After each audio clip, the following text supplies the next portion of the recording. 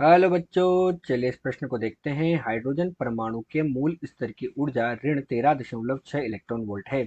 इसकी उन ऊर्जा स्तरों की ऊर्जा बताइए जिनके लिए क्वांटम संख्याएं 1 और 2 है।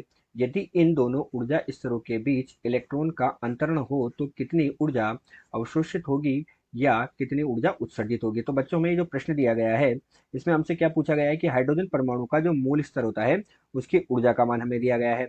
अब हमें इसकी जो ऊर्जा है उसका मान बच्चों जो इस क्वांटम संख्या 1 तथा 2 के लिए हमें बताना है। और साथ ही हम कह रहे हैं कि इसकी जो क्वांटम संख्या 1 और 2 है, अर्थात इसकी पहली और दूसरी कक्षा के बीच में जब इलेक्ट्रॉन का अंतरण होता है तो हमारे पास ऊर्जा या तो अवशोषित होगी या उत्सर्जित होगी। तो क्या होगा उन दोनों में से, हमें उसके बारे में यहाँ पर बताना है। तो चलिए बच्चों, सर्वप्रथम हम देखते हैं मुख्य अवधारणा। अब इसमें बच्चों हम क्या देखते हैं कि हाइड्रोजन परमाणु जो होता है, तो हाइड्रोजन परमाणु की nवीं कक्षा में ऊर्जा, हाइड्रोजन परमाणु की nवीं कक्षा में, अर्थात जब हाइड्रोजन परमाणु में इलेक्ट्रॉन परिभ्रमण करता है तो उस समय उसकी ऊर्जा का मान कितना होता है बच्चों। nवीं कक्षा में ऊर्जा, ये हमारे पास हम दर्शाते हैं बच्चों ई एन से, और ये हमारे पास होता है ऋणात्मक 13.6 बटे एन का वर्ग, और ये किस में हो जाता है, इलेक्ट्रॉन वोल्ट में आ जाता है। जहाँ एन हमारे पास क्या है बच्चों, एन हम बोल सकते हैं क्वांटम संख्याएं हैं, या हमारे पास बच्चों कक्षा की संख्या है। तो यहाँ पर हमारे पास हो गई एन मुख्य क्वांटम संख्या, इसको हम बोल देते हैं क्वांटम संख्या या कक्षा की संख्या होती है। तो इस प्रकार हम क्या करते हैं बच्चों, उसकी ऊर्जा का मान ज्ञात करते हैं, और यही हमारे पास क्या है, इस प्रश्न की मुख्य अवधारणा है। तो चलिए बच्चों, अब हम प्रश्न को हल करते हैं। तो प्रश्न में बच्चों में क्वांटम संख्या 1 और 2, तो हम यहाँ पर क्या लिखते हैं बच्चों कि हमें क्या दिया गया है। हमें दिया गया है बच्चों एक किस किस का मान दिया है, क्वांटम संख्या 1 और 2, अर्थात n1 का मान कितना है, 1 है, और n2 का मान कितना है बच्चों, 2 है। अब हमें उनमें ऊर्जा का मान निकालना है, तो अब हम इसका हल करते हैं। तो बच्चों ऊर्जा का मान निकालेंगे, ऊर्जा का मान निकालेंगे, अर्थात पहले हम क्या करेंगे, n1 बराबर 1 के लिए, फिर n1 बराबर 2 के लिए। तो 1 के लिए बच्चों ऊर्जा का मान कितना हो जाएगा, 1 के लिए ऊर्जा का मान होगा बच्चों 13.6 बटे n का वर्ग, अर्थात हमें क्या करना पड़ेगा बच्चों, 1 का वर्ग करना पड़ेगा। तो ये हमारे पास किसके बराबर आई, 13.6 इलेक्ट्रॉन वोल्ट के बराबर। तो यही हमारे पास क्या होती है बच्चों, हाइड्रोजन परमाणु के मूल स्तर की ऊर्जा होती है। n बराबर 1 रखा दो। अब हम क्या करते हैं, n बराबर 2 रख देते हैं बच्चों। n बराबर 2 रखेंगे तो हमारे पास 2 का वर्ग होगा, और 2 का वर्ग कितना हो जाएगा बच्चों, 4 के बराबर हो जाता है। तो इस स्थिति में जो ऊर्जा हमें मिलती है वो मिलती है 3.4 इलेक्ट्रॉन वोल्ट के बराबर।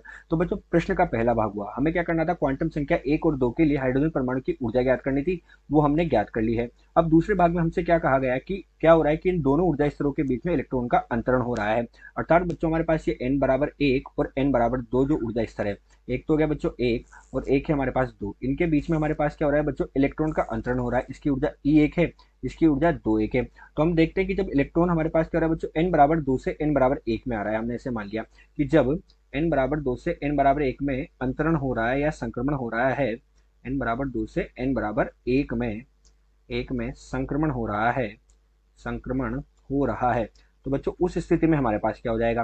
तो बच्चों इस स्थिति में हम देखते हैं कि हमारे पास n बराबर 2 से n बराबर 1 में संक्रमण हुआ, तो हमारे पास बच्चों ऊर्जा कितनी हो जाएगी, ऊर्जा अंतर या ऊर्जा हमारे पास हो जाएगा बच्चों डेल्टा ई बराबर हो जाएगा, हमने क्या किया, 2 से हम 1 में आ रहे हैं, यानी कि ई 2 में से ई 1 में आ रहे हैं।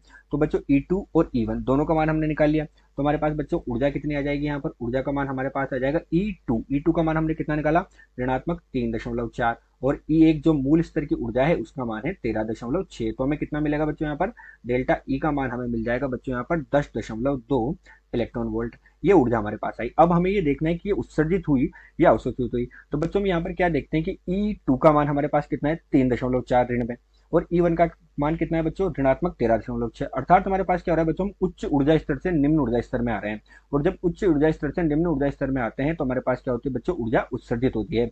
उच्च ऊर्जा का स्तर से निम्न ऊर्जा के स्तर में आने पर हमारे पास ऊर्जा का क्या होता है, उत्सर्जन होता है। इसीलिए हमारे पास बच्चों यहाँ पर ये जो ऊर्जा है ये उत्सर्जित होगी, और उत्सर्जित ऊर्जा का मान हमारे पास कितना हो जाएगा, यहाँ पर उत्सर्जित ऊर्जा बराबर हमारे पास हो जाएगा 10.2 इलेक्ट्रॉन वोल्ट के बराबर। तो उत्सर्जित ऊर्जा का मान आ गया 10.2 इलेक्ट्रॉन वोल्ट।